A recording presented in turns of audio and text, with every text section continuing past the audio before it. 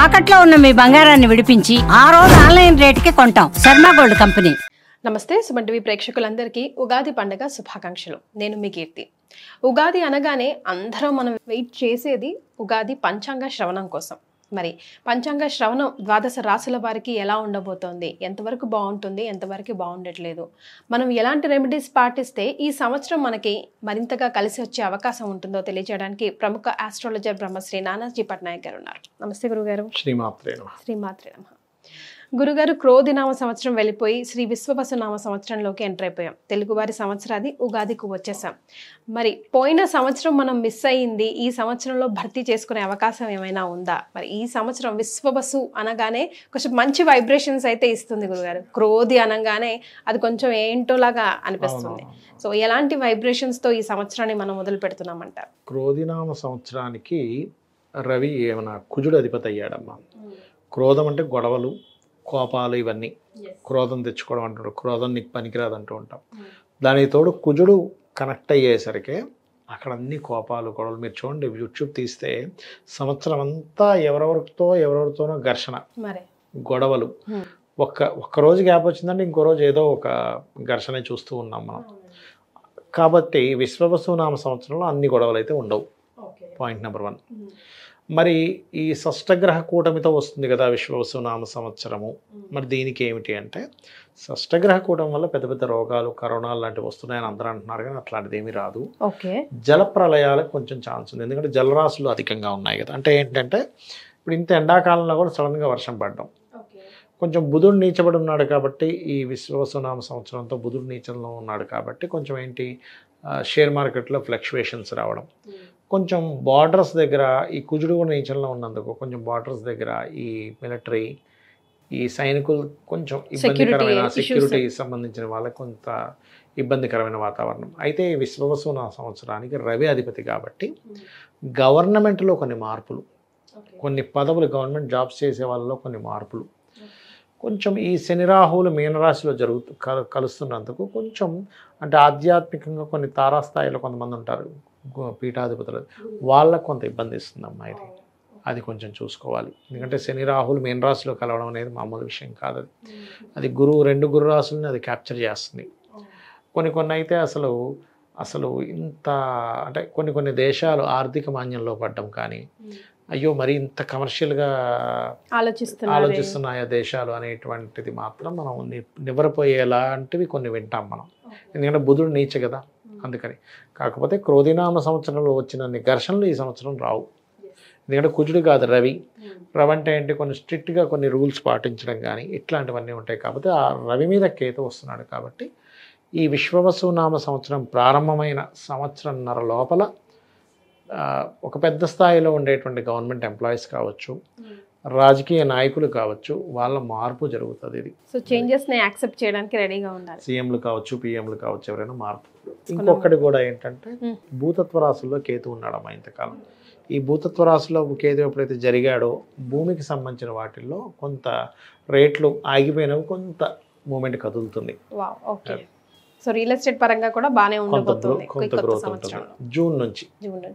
So ఇది in జనరల్గా తెలుసుకున్నాం కదా గురుగారు. ఇప్పుడు ద్వాదశ రాశుల్లో భాగంగా ఒక్కొక్క రాశి వారికి ఎలా ఉండబోతుంది, ఆదాయం పరంగా కానివ్వండి, వ్యయం పరంగా కానివ్వండి, అలాగే రాజపూజ్యం అవమానం కూడా ఎలా ఉండబోతుందో తెలుసుకుందాం. రైట్. సో ముందుగా ఉగాది పంచాంగ శ్రవణం స్టార్ట్ చేయాలంటే మేషరాశితోనే స్టార్ట్ చేద్దాం గురుగారు. మరి మేషరాశి వారికి ఆదాయం కానివ్వండి, మరి రాజపూజ్యం కానివ్వండి, అవమానం కానివ్వండి, అండ్ అలాగే ఇన్కమ్ కూడా ఎట్లా ఉందో తెలుసుకుందాం. వీళ్ళకి ఆదాయం 2, అంటే మనం ఏ పంచాంగం తీసుకున్నా అందరూ చూసేది ఇదే. ఆదాయం ఎంత ఉంది, వ్యయం ఎంత ఉంది. ఆదాయం 2, వ్యయం 14గా ఉంది వీళ్ళకి. అని భయపడాల్సిన పని లేదు. నేనేమంటానంటే ఈ లెక్కలు చూసి భయపడకండి. మీ జన్మజాతకంలో మహాదశ నడుస్తుంది, ఈజ్ మోస్ట్ ఇంపార్టెంట్. మీకు ధనాన్ని ఇచ్చే మహాదశ నడుస్తే ఇక్కడ 2 కాదు కదా, 1 చూపించినా మీకు ఏమీ నష్టమే ఉండదు. కాబట్టి 2, 14 ఉన్నంత మాత్రం భయపడాల్సిన పని లేదు. దీన్ని మనం పెంచుకోవచ్చు.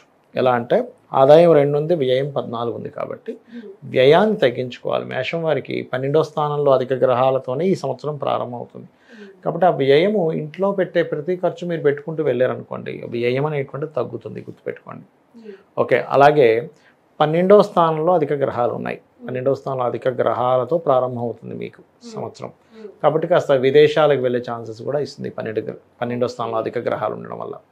మరి వ్యయం తగ్గాలంటే ఏం చేయాలి అంటే, మీకు 12లో ఉండే అధిక గ్రహాలు ఉన్నాయి కాబట్టి ఏదైనా ఆలయానికి వెళ్ళి అక్కడ సేవ చేయడం, గోవులకి బెల్లము ఇట్లాంటి పదార్థాలు తినిపించడం. సహజంగానే మేషం వరకు ఏలినాటి శని ప్రారంభం కూడా అవుతుంది కాబట్టి ఇన్వెస్ట్మెంట్స్ చేసేటప్పుడు కాస్త చూసి ఇన్వెస్ట్మెంట్స్ చేయండి. అదొకటి.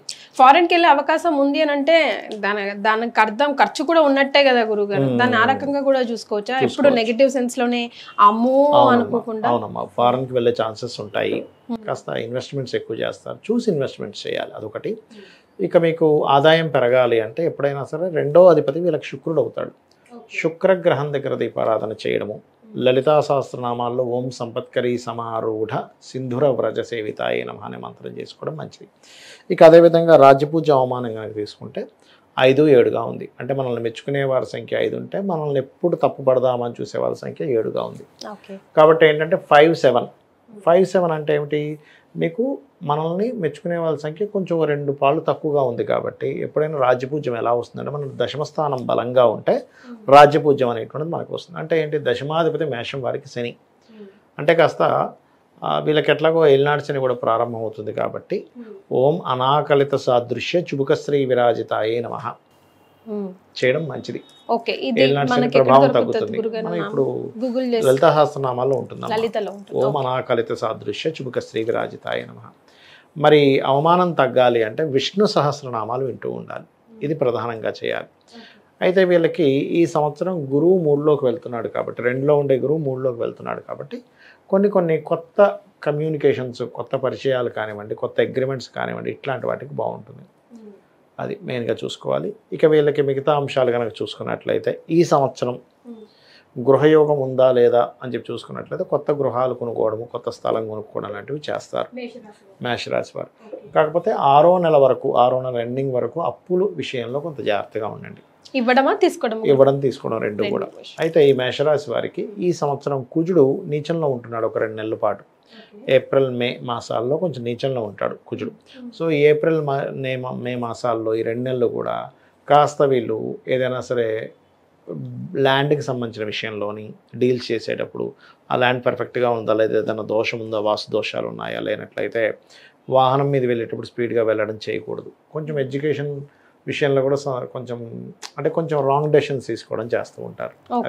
ఇక ఉద్యోగరీత్యా జనరల్ గా కుజుడు నీచంలో ఉంటే మనకి ఎలాంటివి సింప్టమ్స్ కనిపిస్తుంటాయి? సర్వసాధారణంగా అమ్మ కుజుడు నీచంలో ఉన్నాడు అనుకోండి, 4th హౌస్ కాబట్టి ల్యాండ్ ఇష్యూస్, ల్యాండ్స్ మీద చూసుకోవాలి ఒకటి. 4th స్థానం కాబట్టి వాహన సంబంధించిన విషయాల్లోని ఈ 2 విషయాలు మెయిన్గా చూసుకోవాలి. అది చంద్రస్థానం అయింది కాబట్టి తల్లిగారి ఆరోగ్య విషయంలో. ఇప్పుడు అలాగా అవమానం ఎక్కువ ఉంది కదా, వీళ్ళు అనవసరంగా వేరే వాటిలో ఇన్వాల్వ్ అయ్యి అనవసరంగా కొంత అవమానం పడడం అనేది ఇస్తూ ఉంటాడు. అదే కుజుడికి గనక జపం చేసుకోవడము, కుజగ్రహానికి సంబంధించిన కందులు దానంగా ఇవ్వడము, ఎరుపు రంగు వస్త్రం దానంగా ఇవ్వడం కనుక చేసినట్లయితే ఖచ్చితంగా బాగుంటుంది. అయితే వీళ్ళకి అష్టమాధిపతి అంటే లగ్న అష్టమాధిపతి కొంచెం కుజుడు నీచంలో ఉన్నందుకు వివాహ సంబంధించిన విషయంలో డెసిషన్స్ తీసుకునేటప్పుడు ఫస్ట్ 2 months కొంచెం జాగ్రత్తగా ఉండాలమ్మా. ఎందుకంటే ఈ 4వ స్థానంలో ఉండే కుజుడు 7వ స్థానాన్ని చూస్తున్నాడు. అదొకటి. వీళ్ళు నిత్యము చేయవలసిన దేవతారాధన. జూన్ న్యాచురల్గా వీళ్ళు ఎప్పుడూ చేయవలసిన సూర్య నమస్కారాలు, కానీ జూన్ తర్వాత రెగ్యులర్గా గణపతి ఆరాధన చేయాలి. ఈ సంతానం కోసం ఏదైనా నిర్ణయాలు తీసుకునే విషయాల్లో జూన్ లోపలే తీసుకోవడం మంచిది. జూన్ తర్వాత ఏంటంటే కొంచెం సంతానం విషయంలో కొంచెం దూరంగా ఉండడం, సంతానంతో కొంచెం ప్రెగ్నెన్సీ లేడీస్ జూన్ తర్వాత కొంత జాగ్రత్తగా ఉండాలి. రాజకీయ నాయకులకైతే మేషరాశి వారికి ఏలినాటి శని మంచిది. ఎందుకంటే రాజకీయ నాయకులు ఎవరైనా సరే మేషం వారికి ఏలినాటి శని చాలా మంచిది, గుర్తుపెట్టుకోండి. ముఖ్యంగా రాజకీయాల్లో ఉన్న వాళ్ళకి అని అంటారు. ఎందుకంటే మన సీనియర్ ఎన్టీఆర్ కూడా అప్పుడే చెప్పాను ఆల్రెడీ, మీరు ఎప్పుడు చెప్తూ ఉంటారు. Right. So general precautions, general remedies వీళ్ళకి ఇంకొకసారి లాస్ట్లో ఒకసారి గుర్తు చేద్దామా గురుగారు? జనరల్ అంటే ఏం లేదమ్మా. ఫస్ట్ ఆఫ్ ఆల్ ఏంటంటే వీళ్ళు ఎక్కువ సూర్య నమస్కారాలు, గణపతి ఆరాధన, మెయిన్గా ఏలినాటి శని నడుస్తుంది కాబట్టి ఓం అనాకలిత సాదృశ్య చుబుకశ్రీ విరాజితాయ నమః అనే మంత్రం చేసుకుంటే సరిపోతుంది. ఎస్. సో విన్నారు కదా, మేషరాశి వారు ఈ ఉగాది నుంచి గురుగారు చెప్పిన రెమెడీస్ ఒకవేళ ఫాలో అవుతూ చేసుకుంటే కనుక కొంచెం అటు ఇటుగా ఉన్నా కూడా గాడిలో పడే అవకాశం ఉంటుంది. చాలా సంతోషం గురుగారు. శ్రీమాత్రే నమః. శ్రీమాత్రే నమః.